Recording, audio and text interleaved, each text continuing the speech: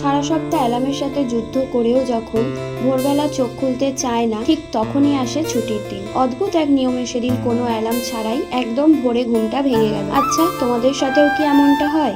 So hello everyone, আমি প্রিয়াঙ্কা। আমার আরো একটি নতুন ভিডিওতে তোমাদের অনেক অনেক স্বাগত। আজ রবিবার, কোনো কাজেই তাড়াহুড়ো নেই, তাই ভোরের স্নিগ্ধতাটুকু একা একাই উপভোগ করছি। প্রকৃতির এই শান্ত রূপে শরীর চর্চা আর ভগবানের নাম জপ করে শরীর আর মন দুটোই সতেজ হয়ে গেল। তারপর তো ফুল এনার্জি নিয়ে কাজগুলো সেরে স্নান করে নিলাম। এই গরমে এমনিই আমি 3-4 বার স্নান করি, ঠান্ডাও লেগেছে, তবুও কি করব, যা গরম। তারপর আমি রোজকারের মতো ছাতু খুলে খেয়ে নিলাম। আর আজ যেহেতু রবিবার, আমার বরের ছুটি, কাল রাতের কিছু ভাত ছিল, সাথে আলু ভাজা ডিমের ভুজিয়া করে দিলাম। কাঁচা পেঁয়াজ লঙ্কা দিয়ে মজা করে টিফিনটা করে আমার বর বাজারে চলে গিয়েছিল। বাজার থেকে বলেছিলাম মাছ আর সবজি আনতে। দুদিন আগেই যেহেতু মাংস খেয়েছি, তাই আর খাওয়ার ইচ্ছে নেই। তারপর সমস্ত সবজিগুলো বাজারের ব্যাগ থেকে বের করে ধুয়ে জল ঝরিয়ে আলাদা আলাদা প্যাকেটে করে ফ্রিজে তুলে রাখবো। ধনেপাতা আর কাঁচা লঙ্কার বোটাগুলো ছাড়িয়ে ধুয়ে একটা কন্টেনারে করে ফ্রিজে রেখে দেবো, তাহলে এক সপ্তাহ আবার ভালোভাবে চলে যাবে। মা আজ একটা নতুন রেসিপি বানাবে,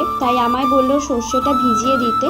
শুক্তো আর ভাত মা আগেই করে নিয়েছিল। আজ সমস্ত রান্না মাই করবে, আমি শুধু মাছটা ভেজে দিয়েছিলাম। সবসময় তো নিজের হাতে রান্না খাই, আজ মায়ের হাতের রান্নাই খেতে ইচ্ছে করছিল। তারপর দেখো, মায়ের স্পেশাল রেসিপিটা হয়ে গিয়েছে। টিফিন বক্সটা তো মা খুলতেই পারছিল না, গরমে অনেকটাই এঁটে গিয়েছিল। তারপর আমার বর এসে খুলে দিল।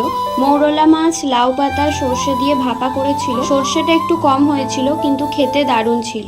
আর ছিল ঝিঙে আলু মাছ দিয়ে ঝোল। এইবার আমরা সবাই দুপুরের খাওয়া দাওয়া করে নেব। আর এই গরমে টক দই না খেলে তো একদমই চলে না। আচ্ছা, পুরো ভিডিওটা তোমাদের কেমন লাগলো অবশ্যই জানিও, আর ভালো লাগলে একটা লাইক করে দিও। আজকের ভিডিওটা এই পর্যন্তই, দেখা হবে নতুন কোনো ভিডিওতে। টাটা।